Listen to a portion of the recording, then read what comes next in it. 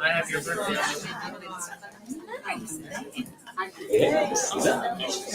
I'm always here.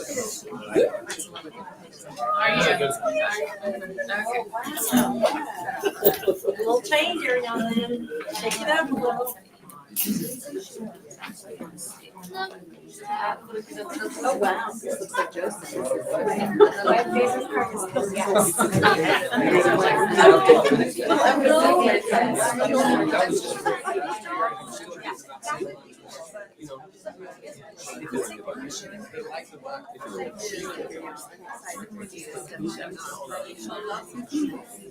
the one that we have.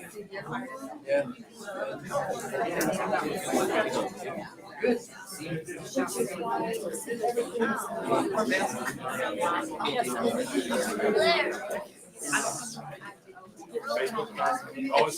I know, it's never a dull moment. Yeah.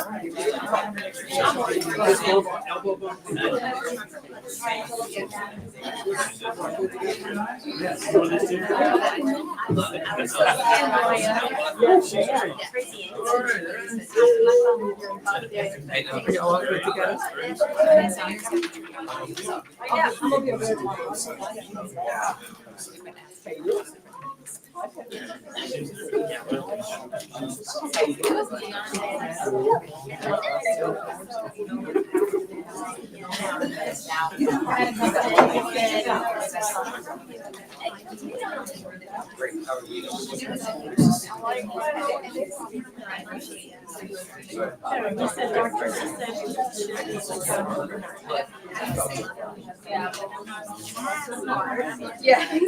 Still, I'm thinking of you. I'm glad it's not. I'm thinking of you. Eat it from her. Oh, but I don't know. Show what we did, and we haven't talked about it. So I just sent an email that. Yeah.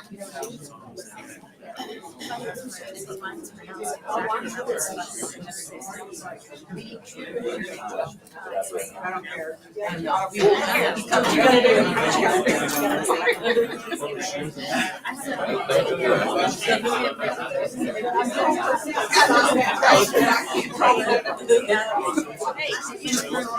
Move out the way.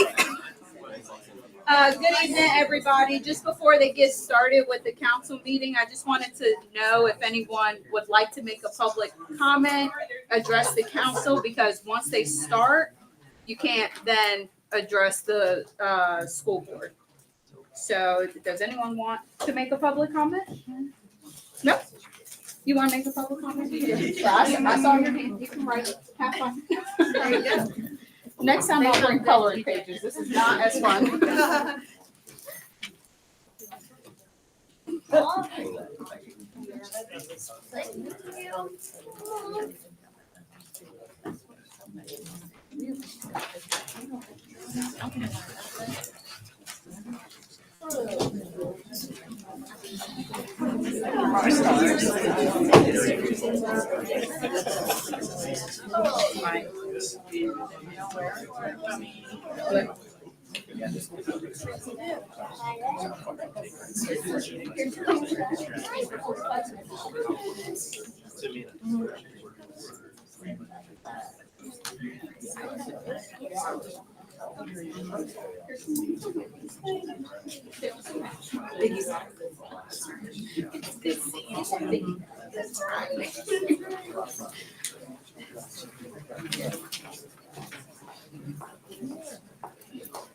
sorry.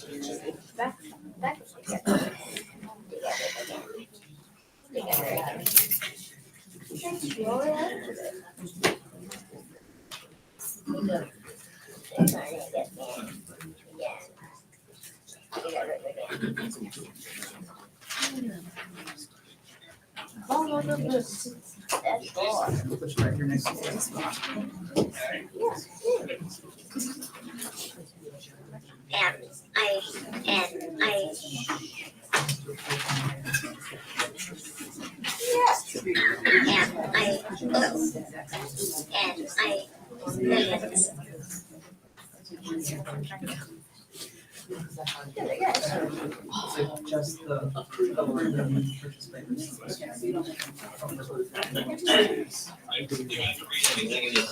No, you just have to stay. In just a second.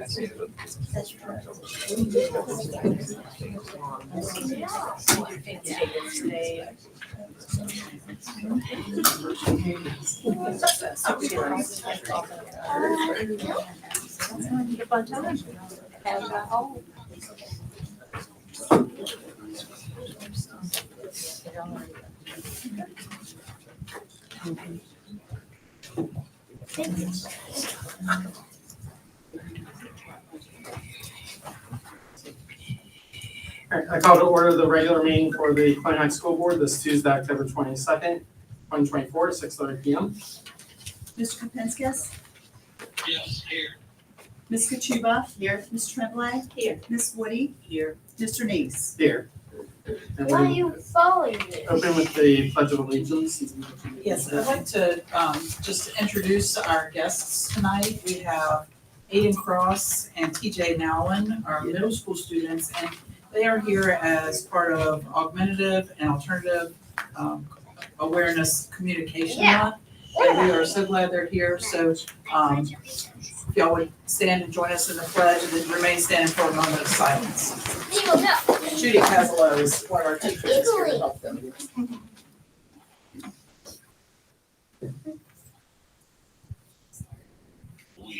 I just want to make sure our volume's up, sorry.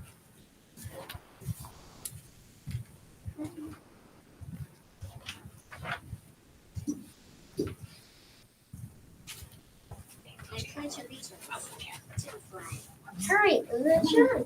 Come on, TJ.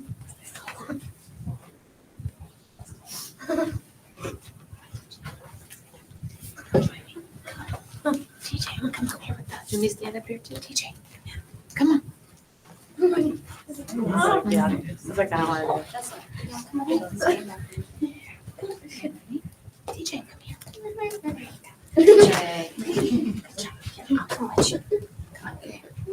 Pledge. Okay, ready? I pledge allegiance to the flag of the United States of and to the republic for which it America, stands, one nation under God, Under God, indivisible, with liberty and justice for all. What? Good job. Awesome. Bring Thank it you all. along.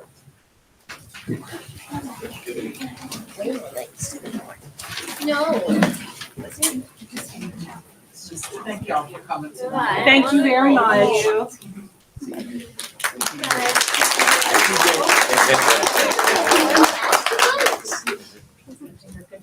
Yeah, we're all asked to vote. Move on to item 5 announcements. First, I'd like to welcome Mayor Kachuba, who's here tonight. Second item, we have a board member who is participating remotely. Mr. Kapinskis, can you please state your location and reason for remote participation? Yes, I'm in Huddleston, Virginia, at Smith Mountain Lake for work for the next 2 weeks. Okay. Do you have a motion? Yes, I make a motion that we allow Mr. Kapinskis to participate in the closed meeting virtually. I'm sorry, open meeting virtually. Second. Ms. Kachuba? Yes. Ms. Tremblay? Yes. Ms. Woody? Yes. Mr. Neese? And item 6, adoption of the agenda. Do I have a motion for the adoption of the agenda? A second? Second. Mr. Kapinskis? Yes, Ms. Kachuba? Yes. Ms. Tremblay? Yes. Ms. Woody? Yes. Mr. Neese? Yes. Okay, so we'll move on to item 7 to start with delegations. Okay, we have 2 seniors of the month we're celebrating tonight. Are we celebrating in September or October 1st? Do you know? I think that's September. Oh, thank you. I didn't see that. Thank you. I missed it. So first we have Miss Logan Buck, our September senior of the month. So we have a little video and then we're gonna invite her and her family up, take some pictures. And then after that, we'll have our October senior of the month. So here we go on September, Miss Buck.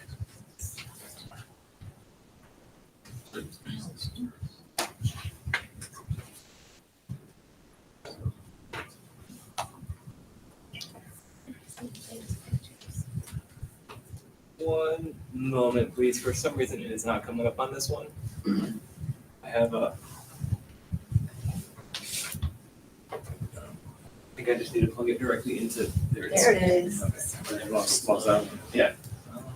Better.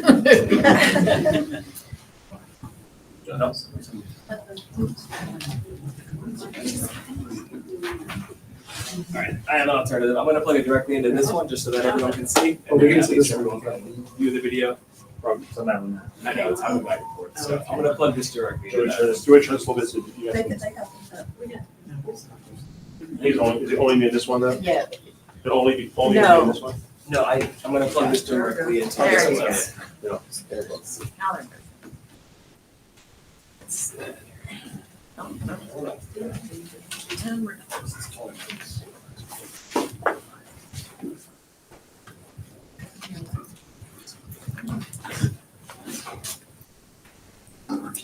So can I skip around? Yeah. So while Mr. Zawiski is taking care of that, I'm gonna skip over to our VSBA Academy Awards for school board members. I'm so appreciative of all of y'all and all that you do to attend conferences and continue your education, to gain information, to be great school board members. So we have Mr. Neese has the Excellence Award, Ms. Woody, the Honor Award, Ms. Tremblay, the Excellence Award, Ms. Kachuba and Mr. Kopinskis, the Recognition Award. If we just give them a big hand for all that they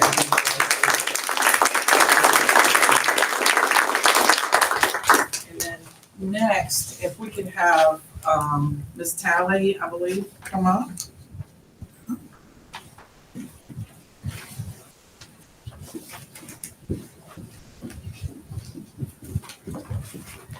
And so every year, the high school puts on an after prom, which is an event that helps provide our students with a safe alternative to other things after their prom. And they have lots of fun. And the last couple of years, they've had it Swaders. I don't know if y'all are considering that this year or not. But we always like to take the opportunity to provide a little bit of help to you. So here's a resolution, and thank you so much. We appreciate it.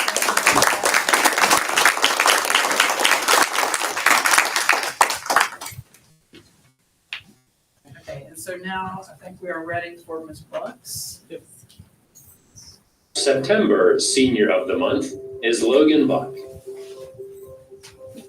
During her time here at Colonial Heights High School, Logan has enjoyed history. She's very intrigued by many historical concepts, and she loves writing, and this is why she excels in journalism, which she's been involved in for 3 years. And she loves doing the video announcements through the journalism class. In her activities that she's involved in so many here at Colonial Heights High School. She's played volleyball all 4 years. She's been a defensive specialist. She is the vice president of the Interact Club, Joy Club, NHS, Beta Club. She's involved in Quill and Scroll. She is also heavily involved in these activities because she likes to come up with ideas for events that really do so much to build our school culture and the enjoyment of the students every day and what they do here at Colonial Heights High School. Outside of all these activities that she's been involved in, she also has worked an internship at a public defender's office in Smithfield. Her future plans involve potentially majoring in business at USC or Penn State, and perhaps attending UVA for graduate school for law. As you can tell from that internship that she had in Smithfield, she definitely wants to be a lawyer. We look forward to hearing great things about Logan in the future after she graduates. Join me in congratulating Logan Buck as our September Senior of the Month.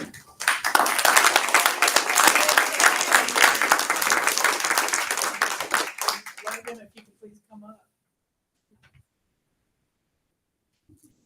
We're so proud of you and all that you've accomplished and that you will accomplish. I know you have a great, bright future ahead of you. There you go. And Mr. Neese. Congratulations. Thank you. And if her family would like to come up and get a couple pictures with her, we'll do that before we move on to the next Senior of the Month. So let's do. Okay, there you go.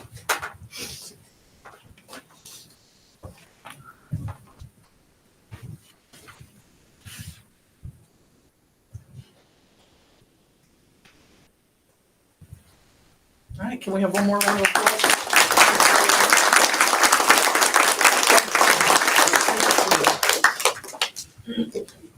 All right, next we have our October Senior of the Month, Cadence Martin, and she's actually our student rep. She's the, who sits up here with us. So we'll watch her video and we'll have you come down.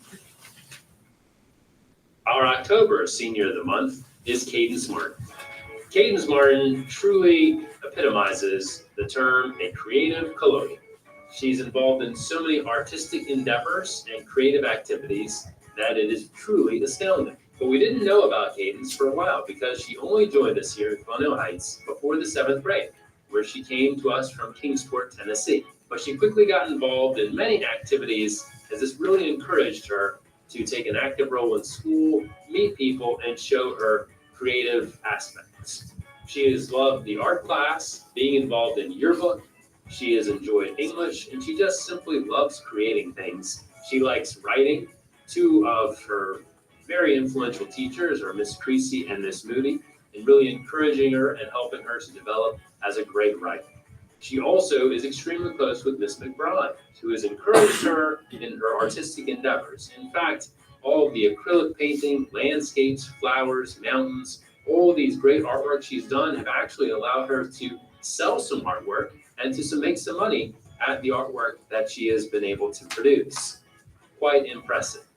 She's heavily involved in many clubs. Obviously, she serves as the student representative to the school board. She is the SCA president, and through that, she leads the student body with grace and dignity. She's also involved in the art club, NHS, Joy Club, Interact, and she has a tremendous love of volunteering. After high school, she hopes to become a graphic designer, and she really is looking forward to enrolling at VCU Arts. While she's not creating artistic projects or working on impressive essays, she's enjoying time with her 2 cats, Peppermint and Gabby, and her rabbits. Please join me in celebrating our October Senior of the Month, Cadence Martin.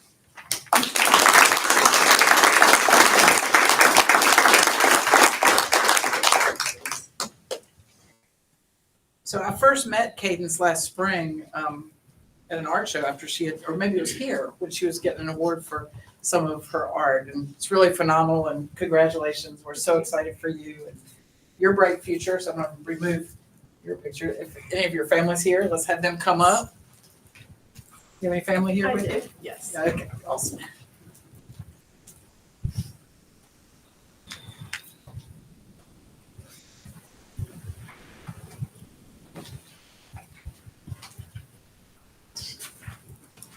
Picture back there. Very nice, thank you. All right, super. Thank you.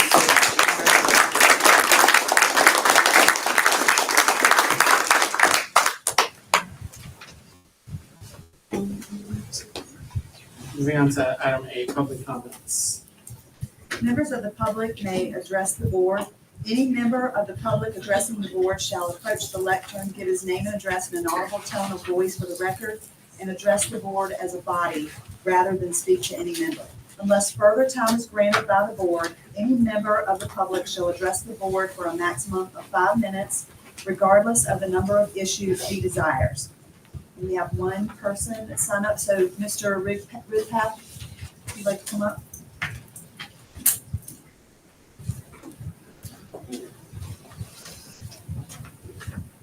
Good evening. I'm Rick Ridpath from 1836 to Gloucester Street in Colonial Heights. And I just want to briefly talk about the calendar. This is the school year that we've had operating on the calendar that I talked about last year. And I said that was the best calendar that I had seen. And I stand by that. I've talked to a lot of teachers as we just, congregate in the workroom and things like that. And no one ever has had a negative comment about the calendar that we're working under right now. They have been so appreciative of the way the breaks have been spaced out. And it's not just for teachers, it's for students also. School is hard right now. School is hard. There is a lot of changes in our school system. on the students and on the teachers. And the way the breaks were balanced out through the school year has been very healthy for the student body and for the teachers. The calendar that has been proposed looks very similar. And I just want to, again, endorse that as a teacher and as somebody who has been in the school system a long time. It is the best calendar, that the one we're on now and the one that was presented. It's the best calendar that we have seen for students and for teachers. And I just want to highly endorse that the board pass that calendar. And lastly, I just want to also say how much I appreciate it's being addressed now, because there are things that need to be planned in people's personal lives, like fishing trips, that require a whole year of planning. And those things can't wait for a decision to be made on a calendar that sometimes doesn't come till late in the spring. So I appreciate it very much as being worked on now. Thank you. Any other public comments? Okay. Moving on to item 9, the consent agenda. So we have 2 items. One is school board meeting minutes from the special meeting for September 24th and the regular meeting of September 24th. And item B is the VSBA policy updates from August 2024, the second reading. Do you have a motion to approve the consent agenda? So moved. A second? Second. Mr. Kapiskas? Yes. Ms. Kachuba? Yes. Ms. Tremblay? Yes. Ms. Woody? Yes. Ms. Denise? Yes. All right, moving on to item 10, under new business. Item A is the public hearing for the 2025-2026 budget. Do we have any public comments on the 2025-2026 school year budget? Mr. Ruth? Hey,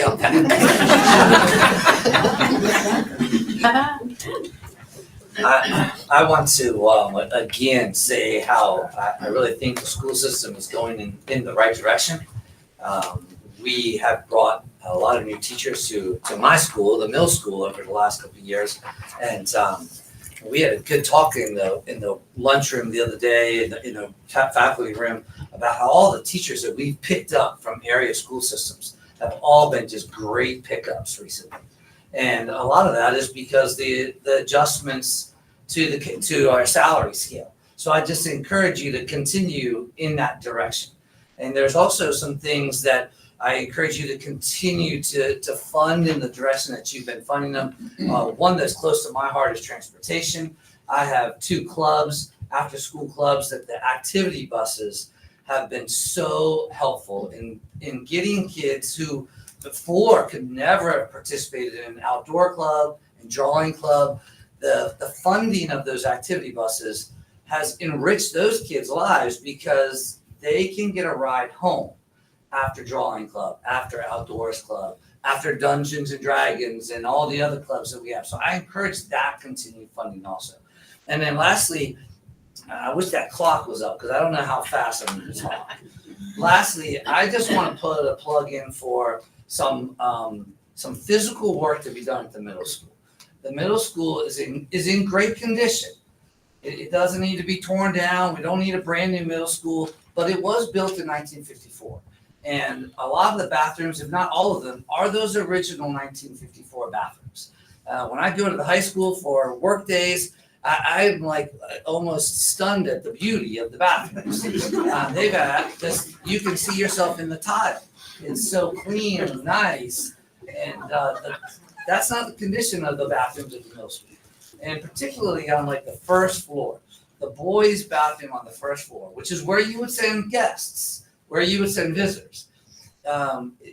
So much of it is just the original 1954 walls. And in one stall in the boys' bathroom, in order to make it ADA compliant, so that a wheelchair could fit in the stall. Several years ago, they knocked out one of the walls of the stall. And so there's literally 2 toilets in one stall, which is just weird. And it's kind of embarrassing.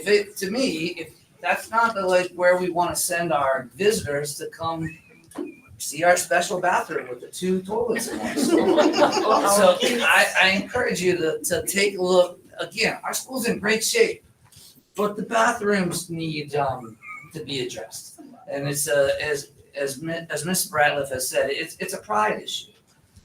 So that's my 2 cents about the budget. Thank you.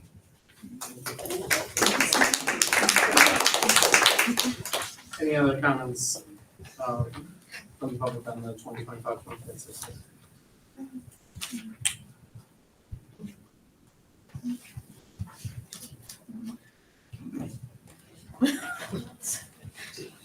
Hi, I'm Kara Pantaleo.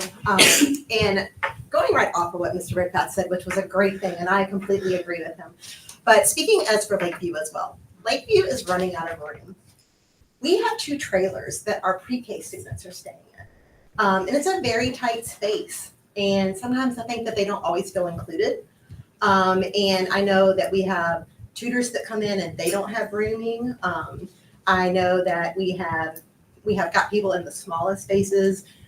Sometimes in some rooms, we have people sharing rooms 2 and 3 people at a time. And I don't mean like classrooms. That's not what I mean at all. But I mean people who are meeting in small groups for math or reading or special ed or our ESL program, things like that.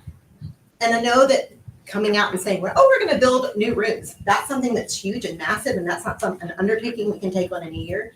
But I really would like to have that to be something in our forethought and really be bringing up. And I know it's not just Tussing. I mean, I know it's not just Lakeview. I know Tussing is running out of room. North has been here for a long time, and they are probably running out of room. But just speaking, we have 4 classes on each grade level, and we don't have the room to support that because when Lakeview first started out, they were looking at 2 to 3 classes, and they have grown a lot in the past couple of years. And our classrooms are smaller. And they also, like I said, we're busting at the seams and we're putting in. Mrs. White has done a great job this year trying to make sure that everybody has a space. But at the same time, like, we need more room. And I don't know how to tell you where to get it or how to get it. And I know, like I said, it's a big undertaking. I know it's a lot of money, but it is an update that needs to be done. Again, our bathrooms could use some help, but really it's our classrooms. And that's what's affecting our kids. Like our kids come to school to feel safe and feel included and feel like they have a lot of room and things like that and they're not in a tight fit. And so I just think that's one thing I would like to ask you to, in the years to come, just be looking at how we can provide more room for our babies there. Thank you.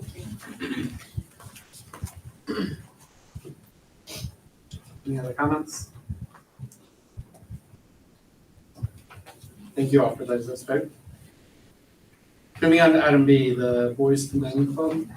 Yes, we have Chris Baker from Boys to Men who is going to speak to us just to share what Boys to Men is and how they serve our high school and middle school. So Mr. Baker, welcome. Thanks for coming tonight.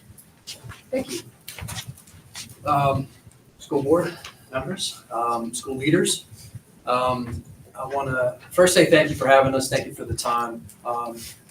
My name is Chris Baker. I do community engagement for Boys to Men Mentoring, and I also have the distinct pleasure of being able to mentor and lead 6 circles a week as a facilitator.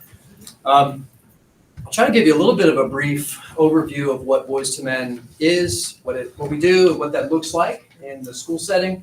And I've also got a couple of very special guests that I want to introduce and give them a little bit of space to talk as well. In a nutshell, Boys to Men Mentoring started 28 years ago, San Diego. Boys to Men Virginia branched off about 13 years ago. We've been in Virginia about 13 years. This is year 13. Currently, we're in 8 school divisions. Right now, I'd say we're ballpark in about 40 schools, and we run about 50 circles a week. So I say circle, and what does that look like, or what does that mean? What does that look like in a school setting? We set up every year with each school, and we ask the school, what space can we use? We ask the school to identify, I'll say 8 to 12 youth that they'd like for us to work with. We bring a team of mentors, usually 3 to 4 mentors per 10 to 12 boys. We reflect years past, what's been working, if we've been in the school multiple years, what are things that we can change or improve on. So with that, we're bringing social emotional work. I say work.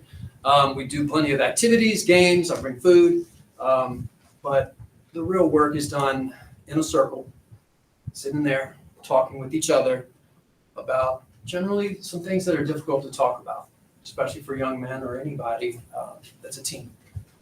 I want to say real quick, it's one thing to be in Colonial Heights. We don't have a checklist or a goal of how many schools can we possibly be in to tout a certain number. One thing that I'm really proud about with our organization being in Colonial Heights is the way that we've grown and the way that we are really trying to support the community. Spreading roots is I think, more of a goal of ours rather than just saying how many schools that we're in. And I want to say, while I've got this space, Amanda Pelter has been absolutely phenomenal supporting our growth. For example, when I first started working with the organization, we were faced with boys that couldn't stay after school due to transportation, boys that are being pulled from after-school programs for remediation. I'm not going to argue with you at all about how important the academics are for our students. And she overcame both those. Every year it was, guess what? I've got a bus this year. Anybody that needs transportation home will get that. Guess what? We're not going to pull from after-school remediation. This year I had the biggest guess what ever because I had some boys come in on our first meeting at the middle school and they had all these heavy bags, dropped them off. I had to, where are y'all moving to? And they said, we're going to football practice. And I could see just the excitement in their eyes that they were this year allowed to participate in Boys to Men and then go directly to the field and continue practice and still be on the football team, but also participate in Boys to Men. So that's the type of growth. Our success, it isn't just on the team that we bring, but it's on the community too. Who's going to come together? The admin team at the middle school is tremendous. The counseling team with Mike Nelson at the high school, this is a new addition for us this year. We've already got a roster of over 10 kids. So, I want to say thank you. The hat's off to you guys though. It's happening in your community. So being here, being able to talk about that is a real honor and a pleasure. So thank you.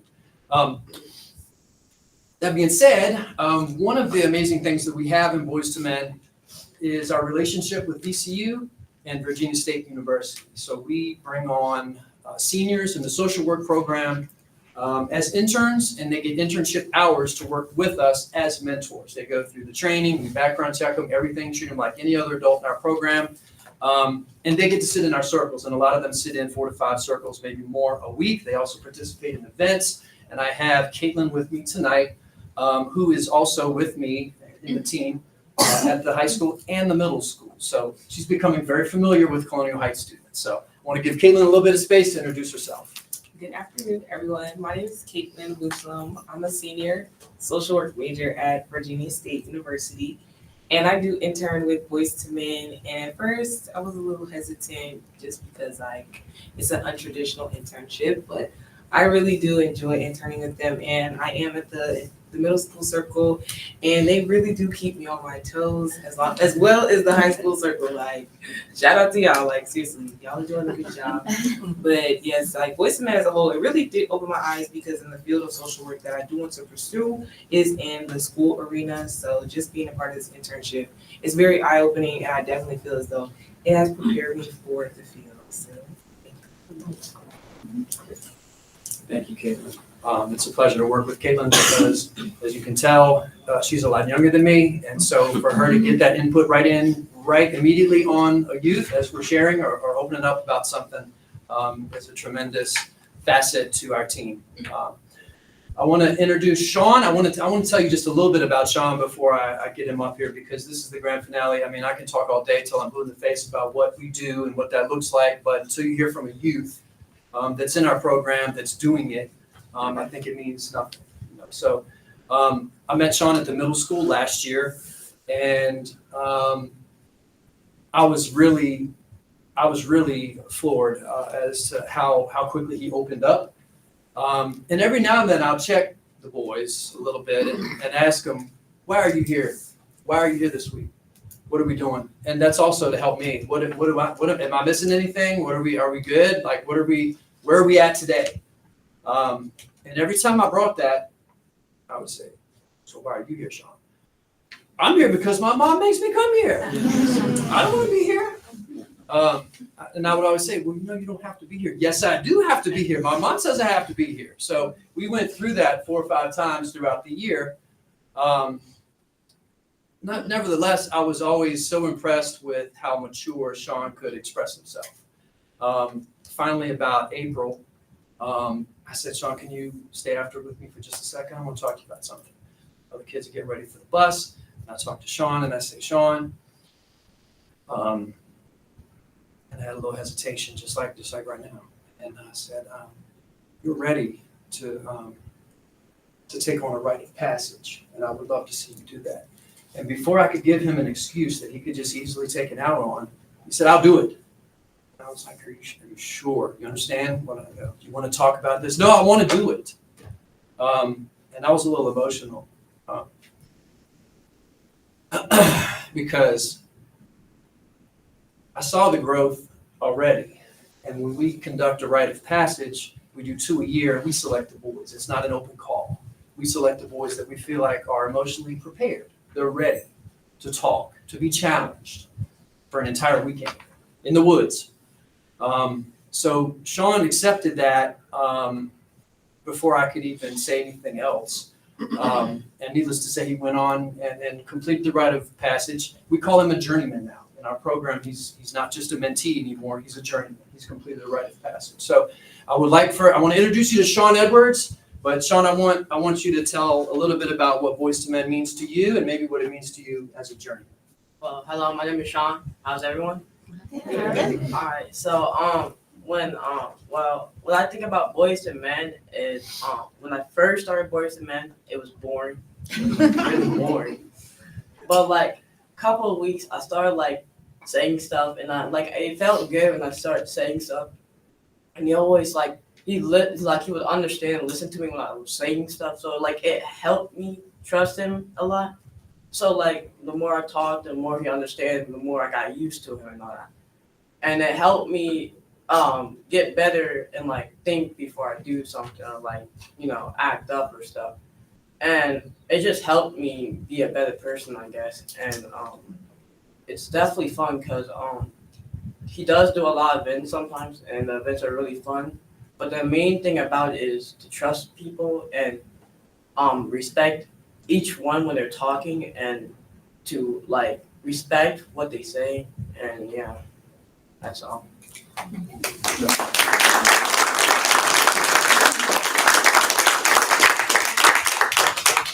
Thank you. Thank you so much for your time and allowing us a chance to speak and be present tonight. Thank you so much.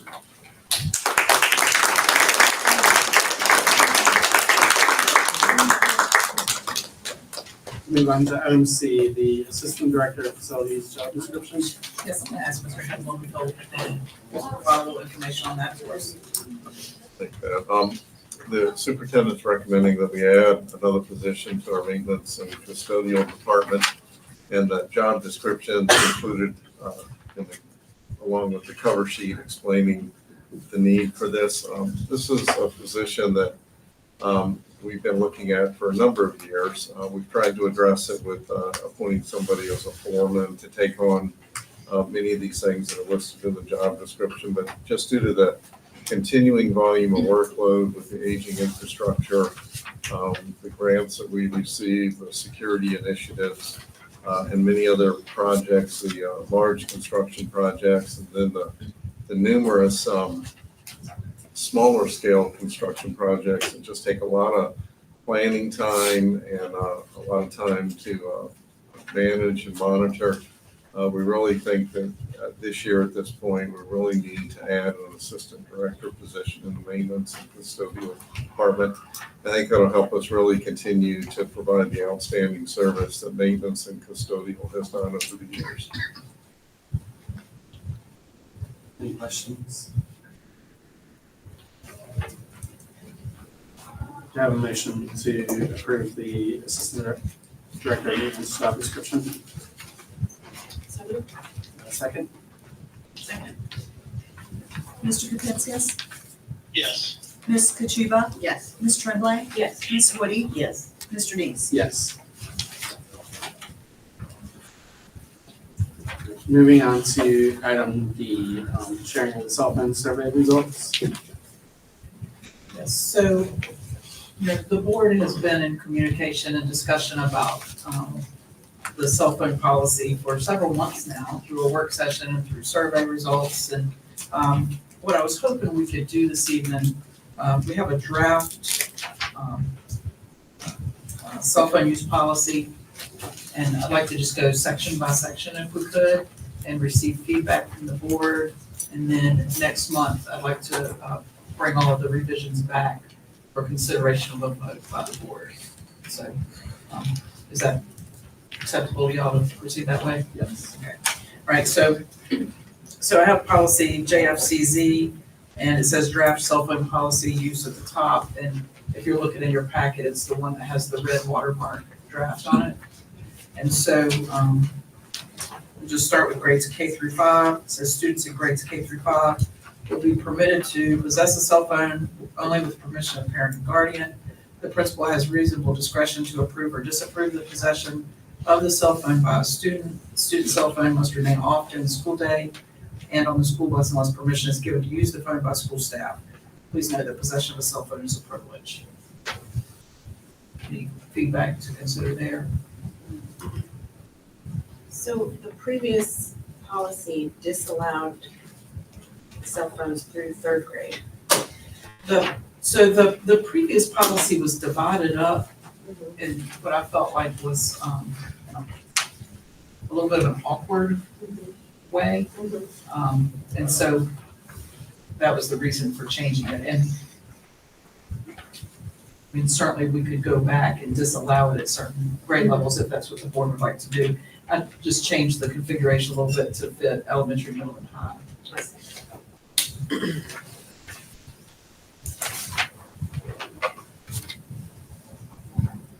Any thoughts on the elementary portion of this? Do we have any feedback from the elementary principals that they have concerns about cell phone usage in the event like a K through 3 or? No, it's basically off and out of sight. Yeah.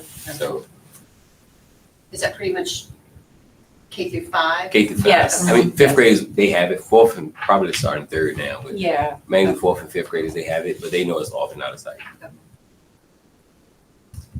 And do you want me to move on to Yeah, 6 through 8? That's good. Okay, so 6 through 8, what we're proposing, the school division recognizes that in today's society, students spend a great deal of time at after-school activities and other activities. To that end, school division has implemented cell phone possession and use policy for middle school that will provide parents and students opportunity to communicate their plans and schedule. So if a student possesses a cell phone in school or on a bus, he must follow these conditions. Cell phones must be off during the school day and off on the school bus and school grounds unless otherwise permitted by teachers or staff. I want to pause right there and draw your attention over to the second page where it says, this is my error here, I didn't catch this earlier, but as I was preparing for the meeting, the last paragraph above the parent's signature says cell phone use on the bus, use of cell phone on the school bus must be in accordance with board policy JFCZ, and it's a privilege,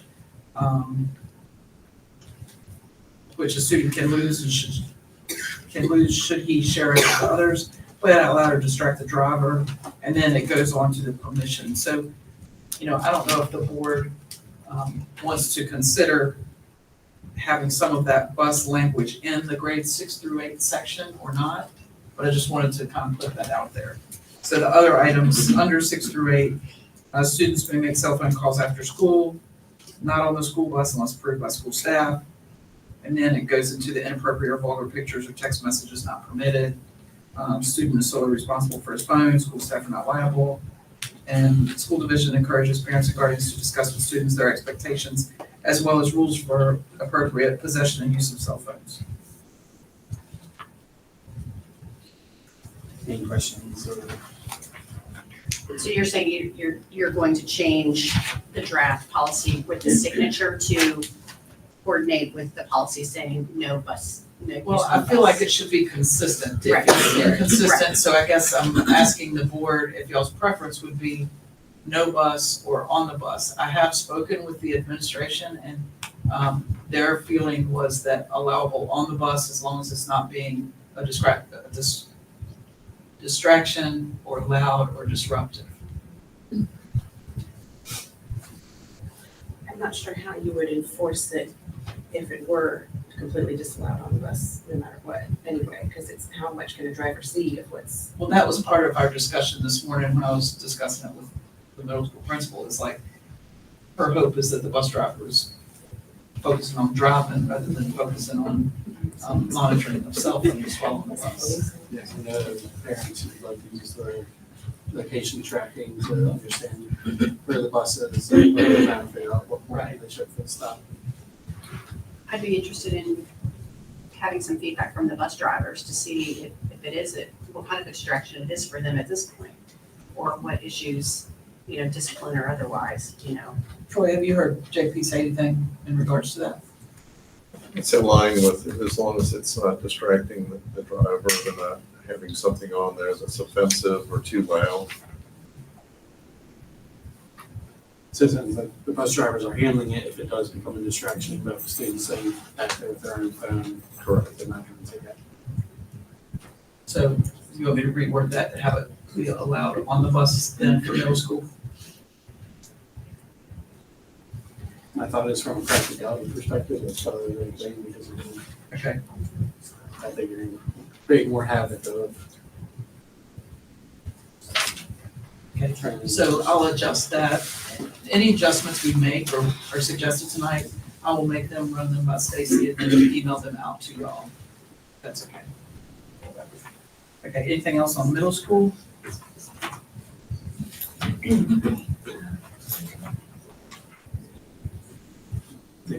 High school. Okay, moving on to high school. Students may use cell phones before school, during lunch, and after school hours, or at school functions or activities after the school day, as long as its use does not disrupt activity. Students are not permitted to use their cell phones to access the internet by any manner other than connecting through secure wireless network provided. And then kind of the same disclaimers. What I did remove out of this one was cell phone use in the classroom is solely at the teacher's discretion, and student use of electronic device must support instructional activities currently occurring during each classroom and must adhere to acceptable computer use policy. Yeah, so I'm trying to imagine a classroom situation in which the cell phone would be of any use beyond what the Chromebook could accomplish. I can't. I agree. So that brings us back to, well, we could be a little bit more clear about saying no cell phone usage during classroom instructional time. Well, I think that way, all classrooms are structured differently. And so they may have instructional time for the first half and, unstructured time the second half. So that can be interpreted. I would not be in favor of any use of a cell phone during class period. Okay. So no cell phone. I'll get wordsmith Stacy to help me with that, but we'll work that if that's what y'all would like. I think we're looking at kind of 3 periods of time, like I think the classroom time, which I think we're all aligned, that absolutely no cell phone use during that time. Keith, I know you're virtual, so I want to make sure you're hearing and don't have a comment on that one. Yeah, no, I'm kind of agree. I still think, I think the wording with instructional time, because if the teacher doesn't want to have them done and they're doing something else and the teacher's not actually instructing, they could take that differently as, oh, she's done teaching, we can get on our phones. Yep. I'll make sure that it's at least teacher's discretion where they say, hey, you can do whatever on it. I think the overall desire is within the classroom time not to allow it at all to create consistency. That's what I say, no cell phone use at all in classroom.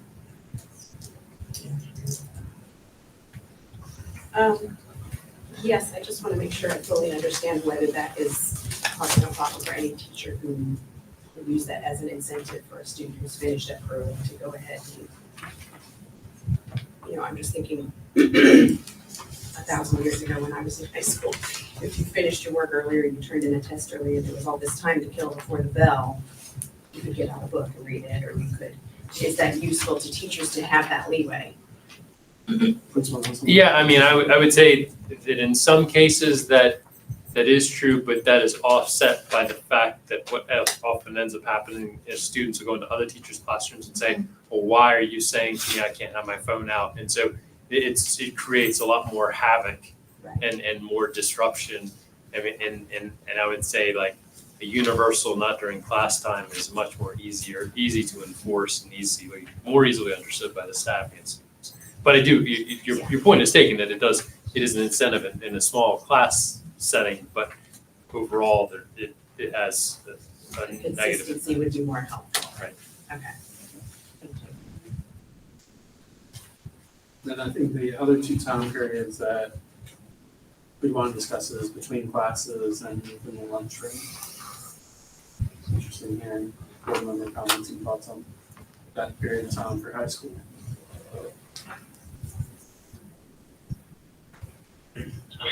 I'm totally fine with between class periods at lunchtime.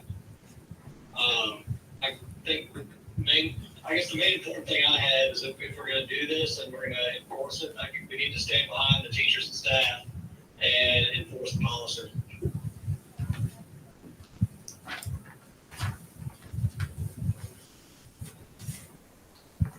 So Keith or Mr. Cummins, just to understand, like, is that in support of not allowing it during lunch or in between classes, or are you just saying create a consistent model and make sure that we support it? I guess a consistent model, make sure we support it, but I am personally for letting them have it between classes and at lunch.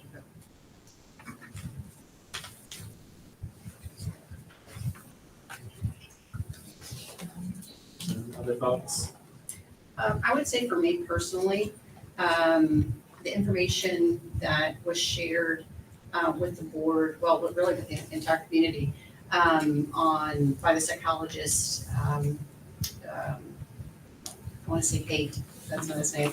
I'm not sure how you pronounce it, but thank I have you. to remind myself, Thank like, you. I know, I can see it Dr. spelled, but I'm sorry. Yeah.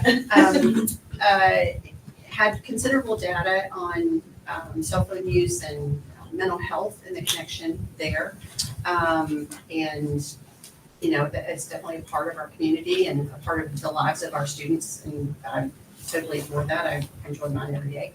But I know that the feedback that I have gotten from teachers is what a distraction it is. And so we've kind of addressed that with the classroom usage. Kind of all on the same page with that. But the data that was given was considerable about benefits of students not having it accessible. I don't want to use the word ban because it's not like alcohol, you can't have it on the premises. I don't think that's not what I'm advocating for, but I feel like limiting the usage during the way that he termed it was bell to bell.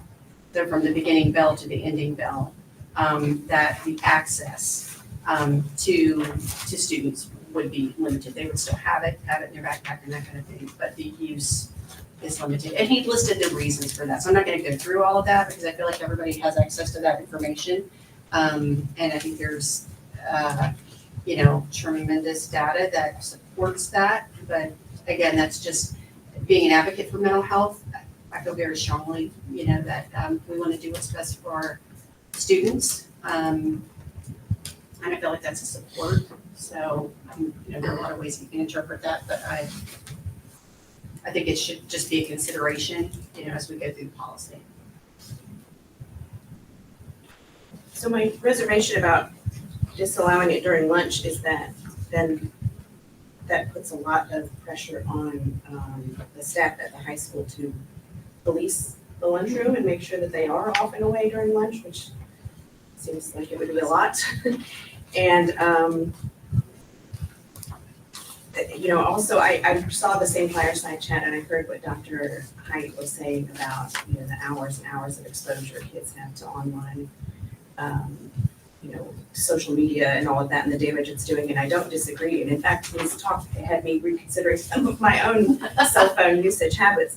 But I don't know that seems to me a domain of parental decision making, as the ones who buy the devices, as the ones who hopefully are talking with their kids about whether and how to participate in social media.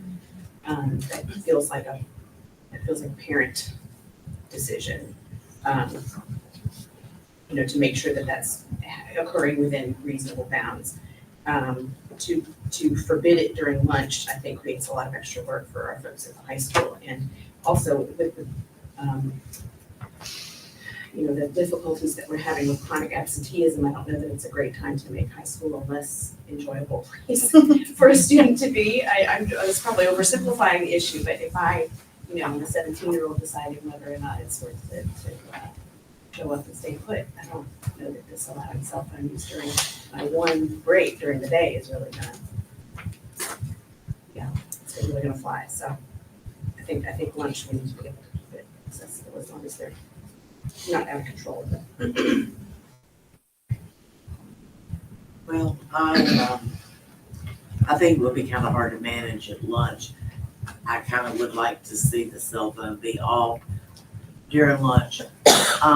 Because, I think our students get so involved in their cell phone that they forget to talk to each other and communicate with them, which I think, we've seen a lot of mental health issues over the last few years. And I think it's because some of it is our students become involved in their cell phones and not in each other and, making plans. But, if it would be hard to manage,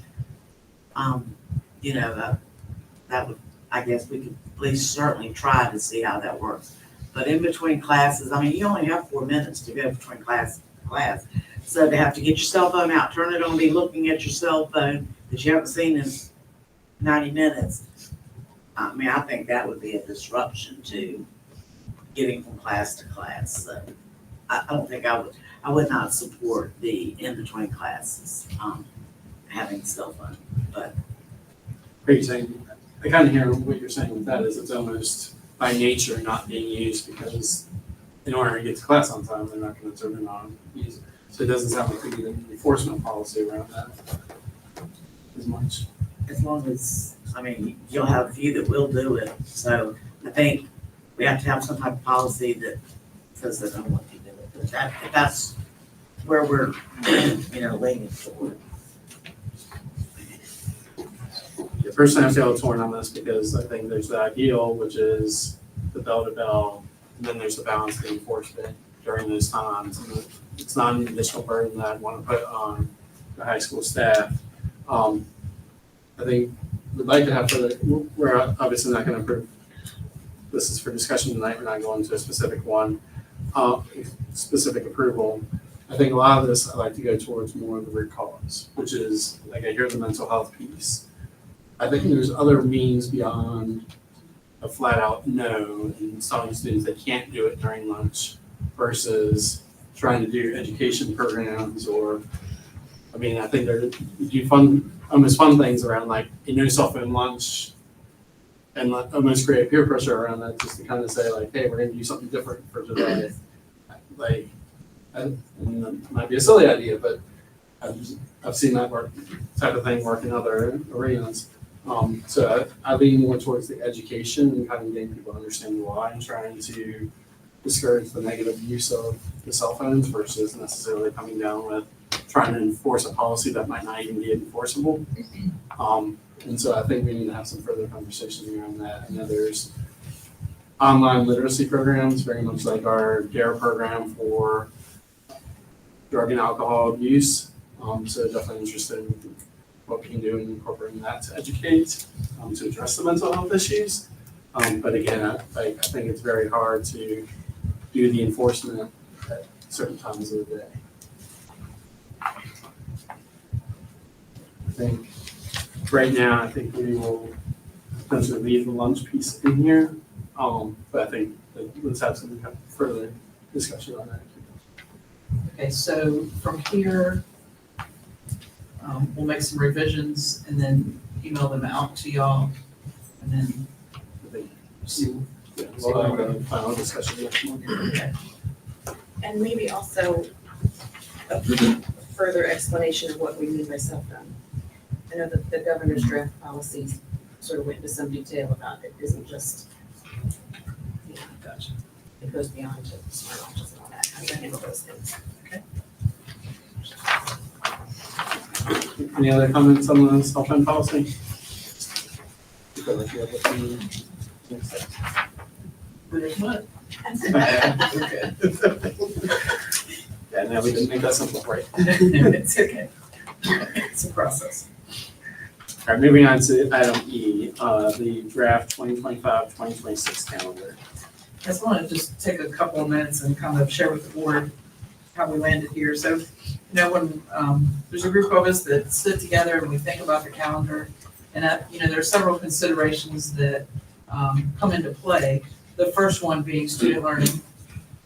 The second, I would say, is the pace of student learning and staff considerations and how they feel about how the calendar impacts that student learning and their teaching. We also, of course, are required to consider all of the state mandates and making sure that we have the right amount of time in our calendar. And then, you know, we did a calendar survey and I've read all of those comments and certainly tried to take those into consideration. And you know, probably the most frequent comment in the survey was start after Labor Day and end before Memorial Day. And it's just not physically possible. And, you know, and really, I don't think people know. I think a lot of times parents don't realize that we have the amount of time that we have to go. And so anyway, so just a couple, so this, like Mr. Ridpath said, this draft calendar does very much mirror this current year calendar. A couple of changes that I did want to point out. Instead of having a professional development day and work day in October, we have moved that to be the Monday before Election Day, so to November 3rd, so that we can have middle school and elementary school parent-teacher conferences on that day. And so it's a non-teaching day for staff. All middle school and all elementary schools would have parent-teacher conferences from 4 to 7 that day. And then the next day would be a workday PD day. And so the high school would have their conferences on September 25th.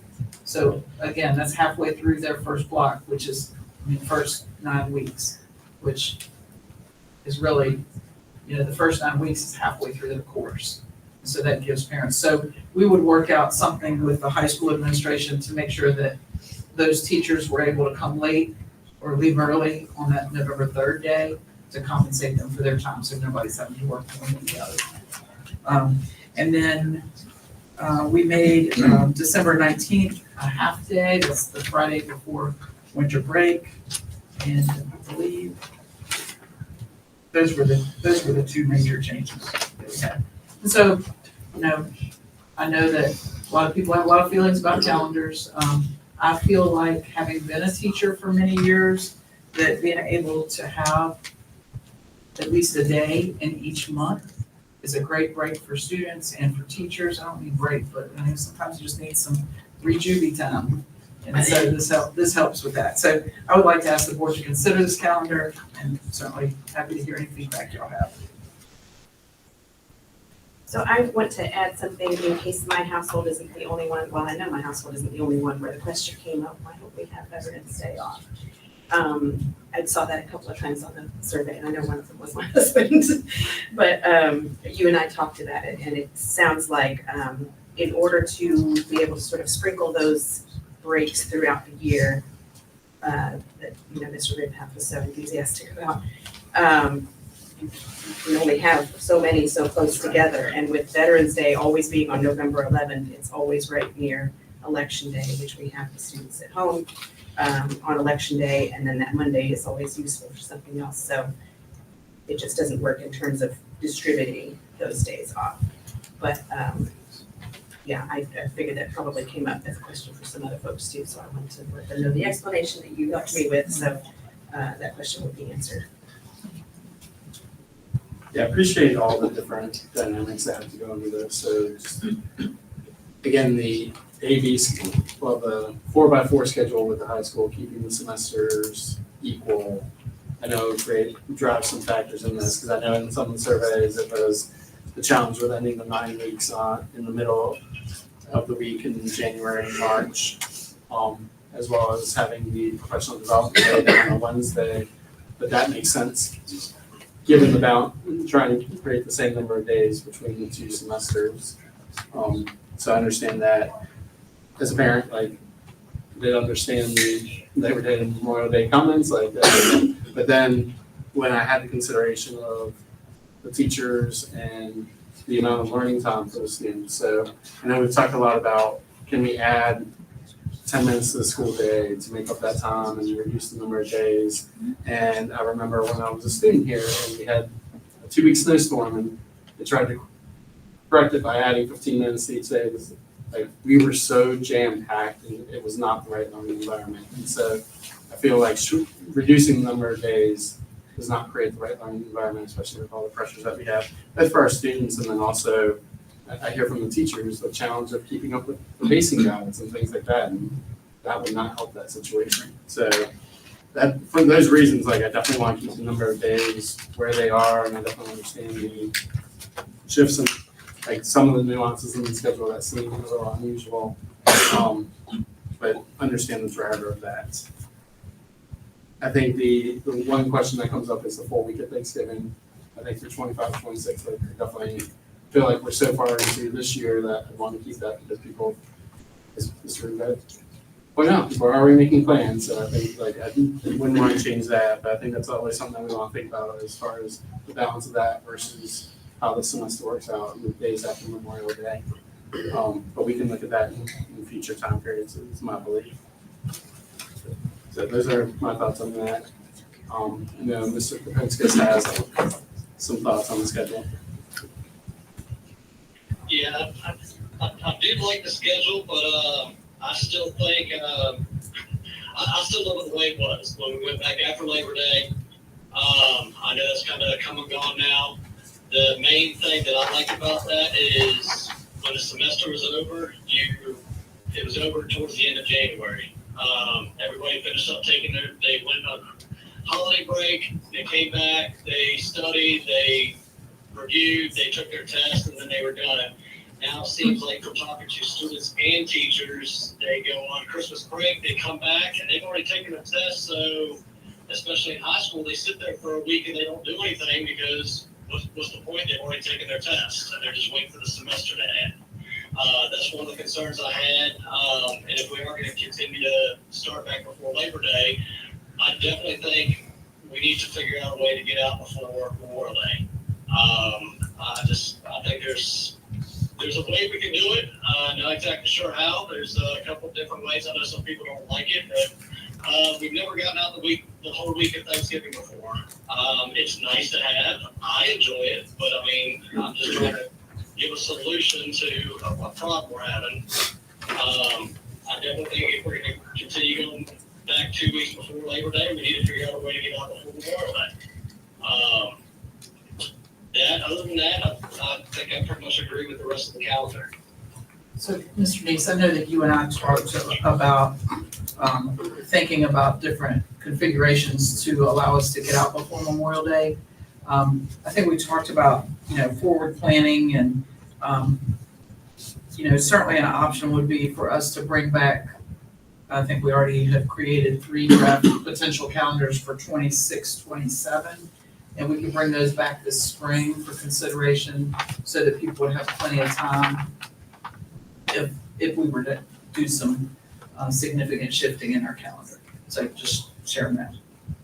But also too, I forgot to mention that I have heard a lot of feedback about the week of Thanksgiving with people that don't have, I guess, a relative to watch their kids. They have to have childcare, and they're kind of depending on kids to go to school. And the parents that work that don't have they have to pay extra for childcare, they don't like that.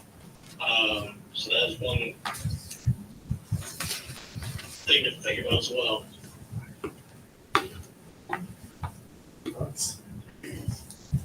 Realistically, you know, Mr. Ratliff, what do you, if the end goal is to be out before Memorial Day, where would you see a potential start date that could work through? And of course, you know, Keith was saying we could take a couple of days from the Thanksgiving week if that was, you know, but I mean, how could that work? So, I think a couple of things. One is that I don't feel like it would be, this is just me, appropriate to propose moving the start date back for next school year this early. No. We do have to request from the state if we're gonna start 2 weeks prior to Labor Day, but we can make that request of the state. So you could do that. You could potentially take, not have the full week at Thanksgiving as he was sharing, and then you'd also have to take the professional day in March. My personal feeling, having been a teacher, is that takes you from President's Day all the way to spring break with no break, and that is a grind as a teacher.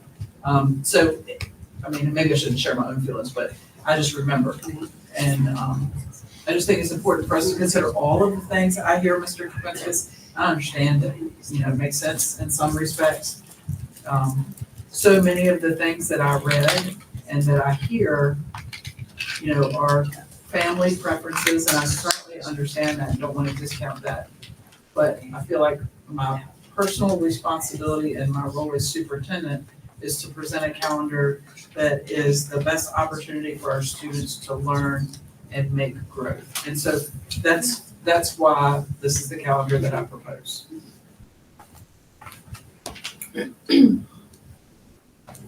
Any comments? So I think the potential here is to go ahead and vote on this calendar 25, 26, again, years are flying by at this point. And then start the conversations around 26, 27 going forward. Yeah, we'd be happy to bring back maybe 3 drafts for consideration in February or March for the 26, 27. Any other thoughts on that? Great, you have a motion to approve the 25, 26 calendar. So moved. Second. Who's on second? I'm just gonna pick somebody. Okay. Mr. Kapinskis? No. Ms. Kachuba? Yes. Ms. Tremblay? Yes. Ms. Woody? Yes. Mr. Neese? Yes.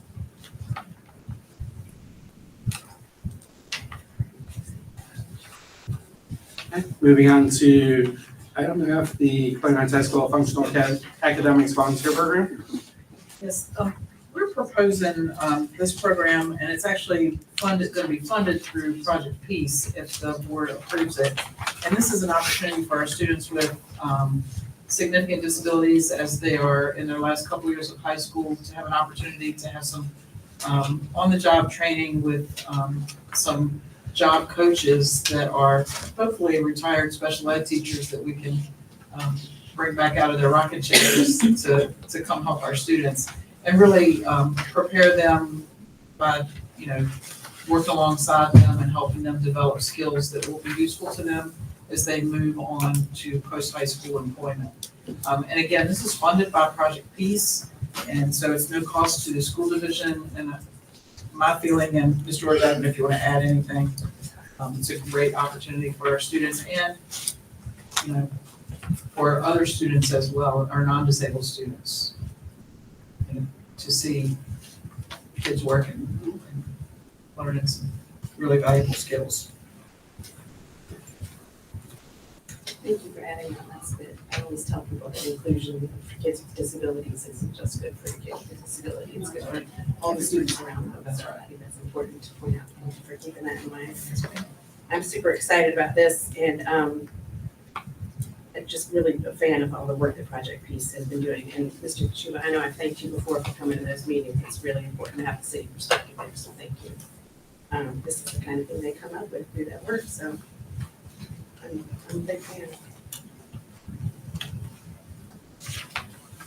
Any other comments or questions? Okay, do you have a motion to approve the Glen High School Functional Academic Volunteer Program? So moved. Second. Second. Mr. Kapiskas?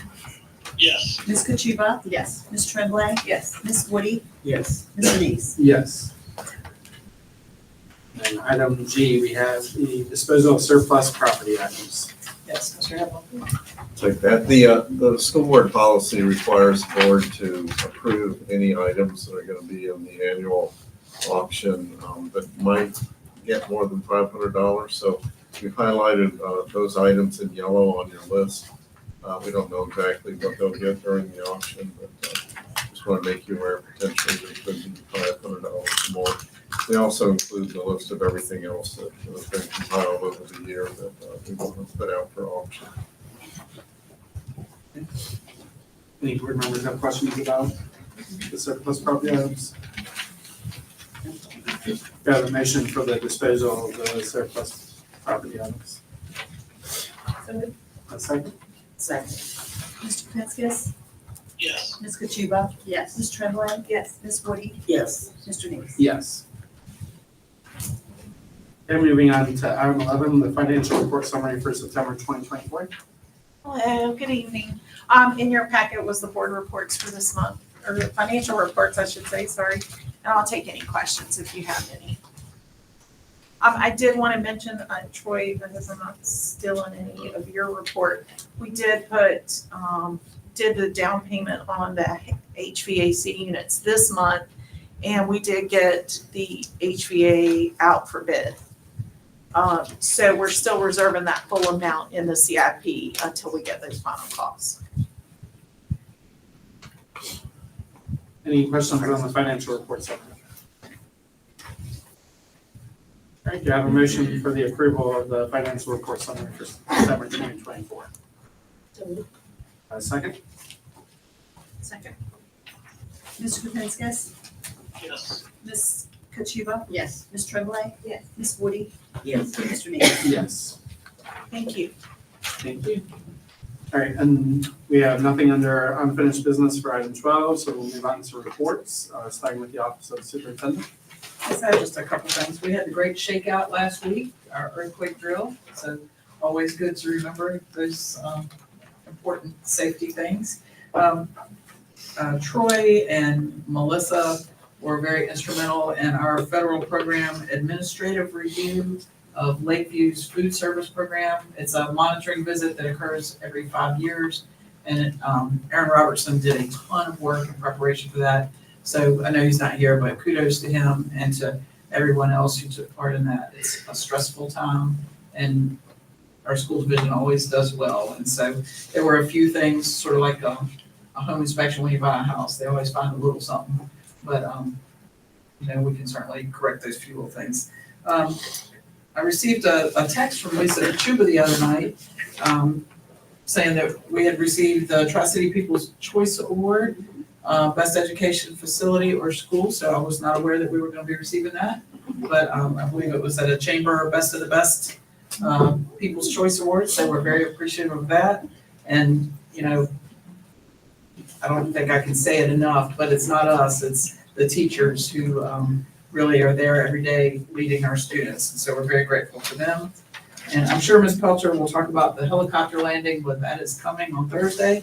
We're super excited about that. And then I just want to draw the board's attention to an item in my report. And I'm not going to read it out loud, but it really is a touching account by a teacher who is new to us this year, Mr. Jenkins. He's a special education teacher at the high school, talking about how he was at a point where he was about ready to step away from education and, that he really loves it here and feels like he has found his home. And he's a very valuable special education teacher and member of the staff here. So I just want to draw your attention to that. And thank you all. Thank you. Office of Business Services. Just got a couple items, and I'll expand a little bit on what Melissa Lynch talked about regarding the HVAC project here at the tech building and what we spent out of the capital projects fund. I think I reported last time to the board that the 51 through the wall units in this building, we had already issued the purchase order for that. So that's out there and we're working on that piece of it. What this bid involves that just went out is going to be a couple of things. It's the it's called the outside air units. We have to bring in a lot of outside air to work with all of these HVAC units. So that's a pretty large project. It'll be 2 specific units and all the ductwork that goes with that. There's also another component of it, which is the rooftop unit for the sports piece of this building, and the ductwork and electrical associated with that. So we are going to have a pre-bid meeting with any interested parties on October 29th, and the bids would be due November 8th. So we can report back to the board what that cost is and compare that bid, low bid, to what we have in our CIP reserve and see if we need to make any adjustments to that. The second item, one of the things we did this summer is we used a couple outside contractors to help with the grass cutting. We had some staff shortages. So we have issued a request for quote to put that out there and kind of officially see what prices we can get and bring that back to the board in November if that's something that we want to continue next year, which is, in our opinion, is necessary and proved to be very valuable in keeping the grounds in much better shape routinely throughout the grass cutting season.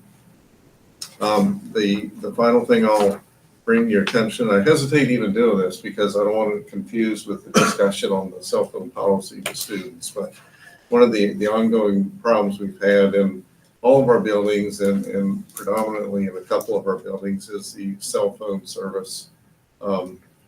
So we did get one large well-known company to come in and do a bunch of testing at each of our buildings, and they have given us a price quote, and it's expensive. I mean, it's over $500,000 if we were going to do everything that they recommend in all of our 6 buildings. And I'm not saying that we have to at that level. We got more work to do.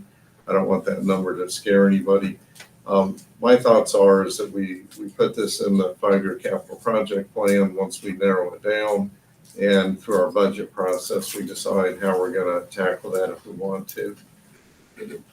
So I'd be glad to answer any questions on that and entertain or listen to whatever you want as far as how we proceed forward with this. We can fast track it or we can put it into our 5-year capital plan that you'll see a draft in November.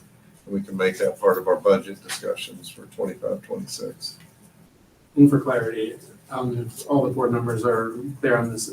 So Mr. Hedlund and I have had a number of conversations around the cell phone coverage within the schools, and does that become a safety factor? And like for years I've attended events at the schools and I've just noticed that as a potential issue, and I've heard that from teachers, parents, not so much students because they shouldn't really be using it, but really from the teachers and the parents and the staff. So I think that's something that we always want to continue to assess in terms of safety within the schools if there was ever an emergency that someone needed to call out quicker. Yeah, and I think teachers and a lot of staff are just accustomed to working from their cell phones and making calls, whether it's to parents or, central office staff are in and out of the buildings at times, and we're trying to communicate back at the office. And there's a multitude of needs to be able to have good cell phone service, including certainly security in certain situations and just daily activities that we need to be able to conduct business and work with parents and others. And I think it's probably also important to call out of the other activities. Like I think about the way Rec Sports uses our facilities, so you don't necessarily always have the staff present that would know how to get access to the phone in the office or where the right spots are. So that's another item of concern that I've heard and have personally had. Any other questions on that? Any other part of that? Okay, moving on to the next item, Office of Instructional Services. We just have 2 things. First thing we'd just like to mention, we had our second round of sessions for New Teacher Academy. We had new teachers come in, elementary and secondary. We focused on teacher performance evaluation system. So they had an opportunity to to ask questions, to go over that. And we had a teacher present, Mrs. Serna, to go sessions on those days. The next thing in our world of instruction right now, we've been meeting with the state on the new accountability system. And so that system has been forever changing a little bit. And so we've attended about 4 webinars right now. The next step is that we'll bring in other central office staff and principals in to go through some training with the new accountability system. So we're busy working on that. And like I say, our teachers are working hard with all the new changes. It's a lot of stress on that side, but our coaches have been doing a really good job with meeting with them and getting into classrooms. And so that's our next phase, is to be more present in classrooms as an instructional staff. Thank you. Any questions? Move on to school reports.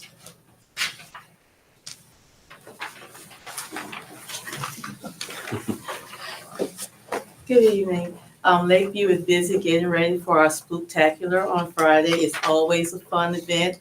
I love it because I get to hang out with the kids. I get to talk to the families. So like I said, it's fun. Come on out. Lakeview is the place to be this Friday, 5 to 7 p.m. Right. Well, we are getting ready for our PTO movie night tomorrow night. So we're showing Hotel Transylvania.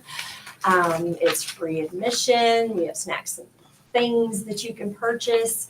And we are doing a house-wide collection for items for Southwest Virginia that are affected by the storms.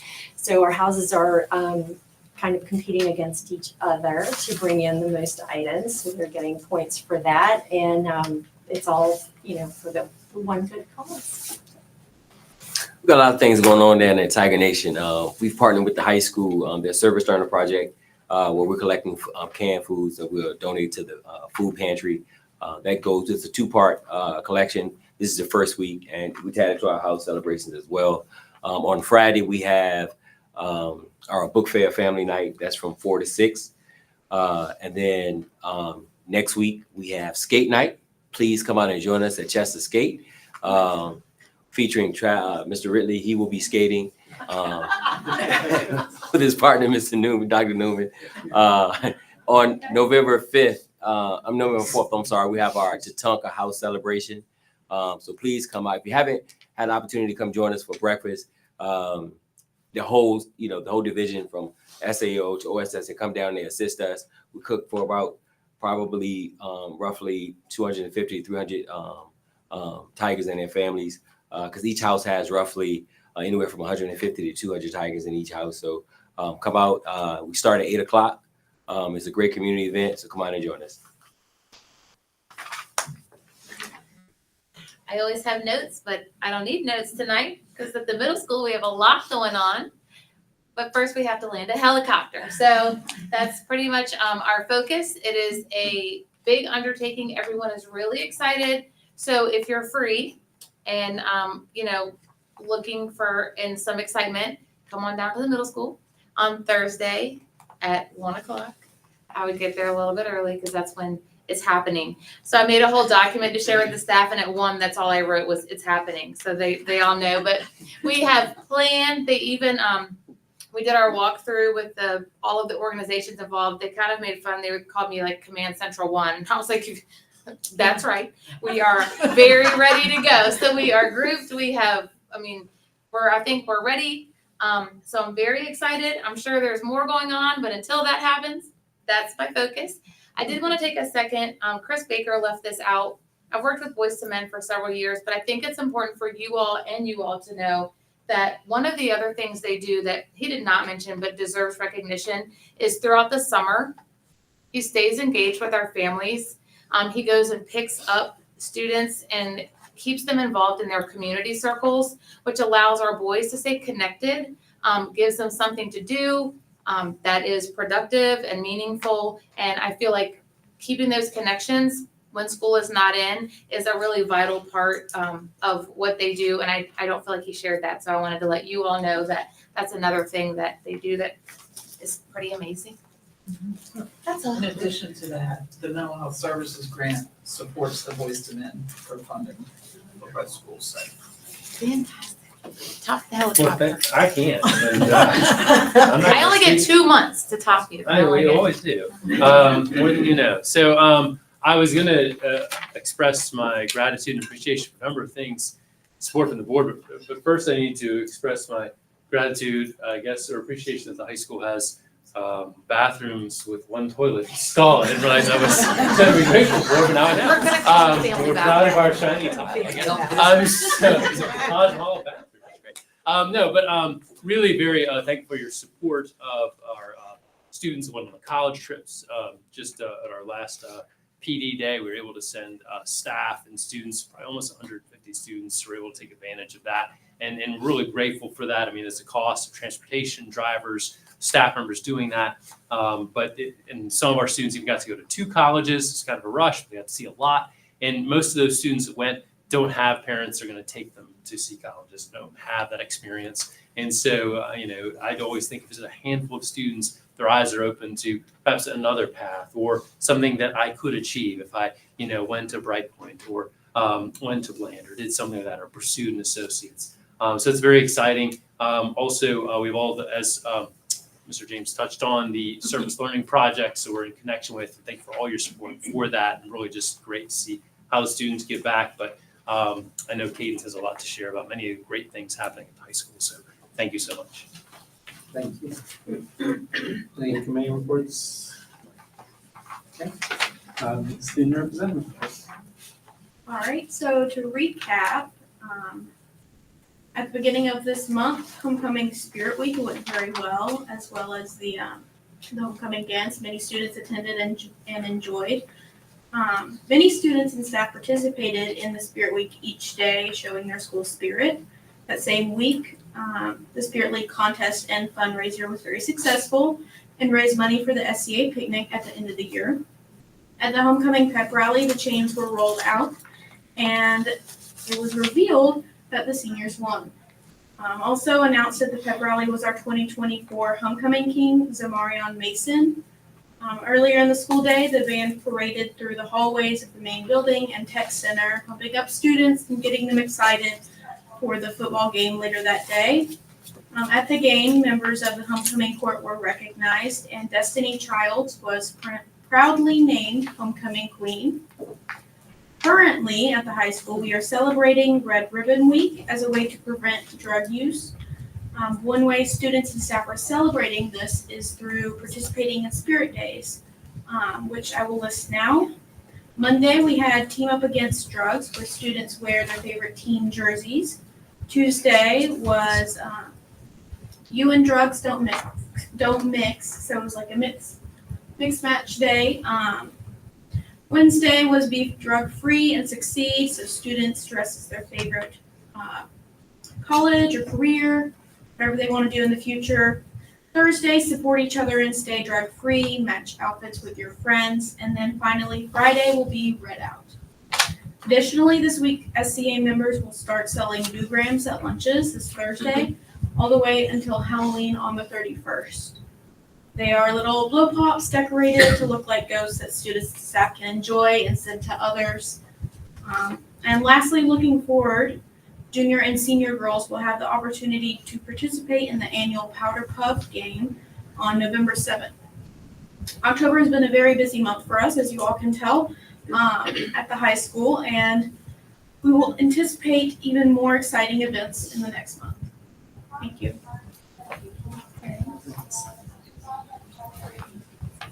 Moving on to item 14, board member comments. Any comments from? Yeah. And so we'll move to adjournment. So do I have a motion to adjourn? Second?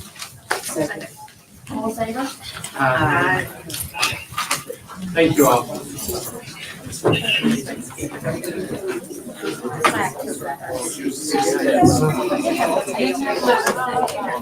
My niece was buying one of my bracelets, and I was like,